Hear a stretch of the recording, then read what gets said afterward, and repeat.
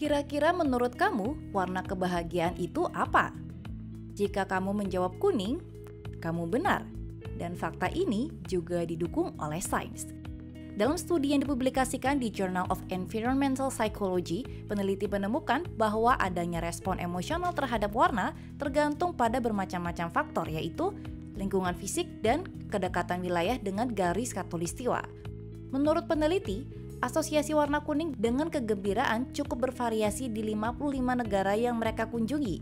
Contoh dalam studi membandingkan antara dua negara, Mesir versus Finlandia, mulai dari hanya 5,7% di Mesir hingga 87,7% di Finlandia. Peserta yang tinggal jauh dari garis khatulistiwa dan mengalami lebih banyak hujan atau tinggal di tempat yang dingin dan suram, warna kuning menjadi sumber kebahagiaan visual dalam kehidupannya.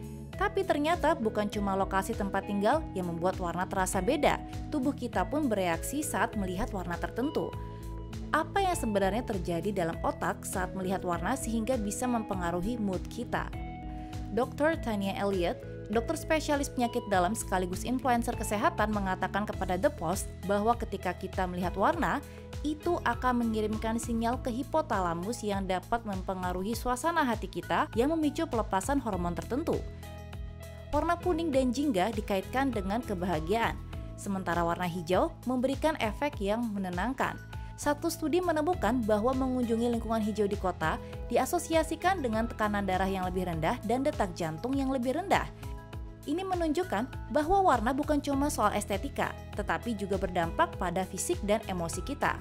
Hubungan antara warna dan emosi juga ditemukan dalam studi lain. Penelitian dari University Hospital South Manchester menemukan bahwa orang bahagia cenderung memilih warna kuning, sementara orang yang merasa tertekan atau cemas memilih warna abu-abu. Sepertinya kita sudah terbiasa melihat warna kuning sebagai afirmasi positif kita. Apakah kamu ingat dengan emoticon smiley, wajah tersenyum kuning klasik yang sangat ikonik? Desainer grafis Harvey Ball menciptakannya di tahun 60-an untuk meningkatkan moral karyawan perusahaan asuransi jiwa. Saya membuat lingkaran dengan senyum sebagai mulut di kertas kuning karena warnanya cerah dan cemerlang, katanya kepada Associated Press. Sekarang, bagaimana caranya kita menggunakan warna kuning supaya lebih bahagia? Elliot menjelaskan bahwa kita bisa menggunakan baju dengan warna-warna itu, atau mengecat rumah dengan warna kuning atau oranye. Akan lebih baik jika menemukan warna-warna itu di alam kita, misalnya melihat matahari terbit atau tenggelam, dan itu bisa meningkatkan level dopamin kita. Kita juga bisa mulai mencoba tren TikTok dopamine dressing, yaitu cara berpakaian dengan mengenakan warna cerah. Tapi sebenarnya inti dari tren ini adalah berpakaian dengan warna apapun yang bisa membuat hati senang. Sebuah studi dari Universitas Hertfordshire di tahun 2012 dari Dr. Karen Pine telah mengonfirmasi hal itu, mengatakan bahwa berpakaian bisa mempengaruhi suasana hati pemakainya. Ini menunjukkan kekuatan psikologis pakaian dan bagaimana pilihan yang tepat dapat memengaruhi kebahagiaan seseorang, kata Pine. Tapi kalau kamu tidak punya baju berwarna cerah, ada cara lain untuk meningkatkan kebahagiaan kamu. Caranya bisa dengan mengelilingi diri dengan warna ceria, misalnya mengecat dinding kamar dengan warna kuning atau jingga, atau bisa juga menghias kamar dengan barang-barang berwarna kuning.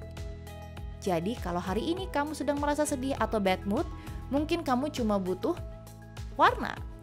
Karena untuk bahagia, kita tidak butuh hal besar. Terkadang warna kuning kecil saja itu sudah cukup dan mengingatkan kita pada satu hal yang penting, bahwa bahagia itu sederhana.